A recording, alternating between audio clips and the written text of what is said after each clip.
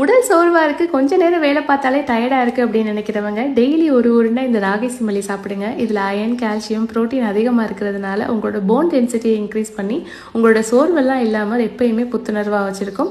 அதுக்கு ஒரு 1/2 கிலோ ராகி மாவை நல்லா வாசம் வர வரைக்கும் லோ ஃப்ளேம்லேயே வறுத்து விட்டுட்டு அடுப்பு ஆஃப் பண்ணிடுங்க. அது கூட உப்பு தண்ணி சேர்த்து நல்லா பிசைஞ்சு விட்டுட்டு வாழை இலையில் கொஞ்சம் எண்ணெய் தடவி இந்த மாதிரி தட்டி தோசைக்கல்லில் ரொட்டி மாதிரி சுட்டு எடுத்து வச்சுக்கோங்க.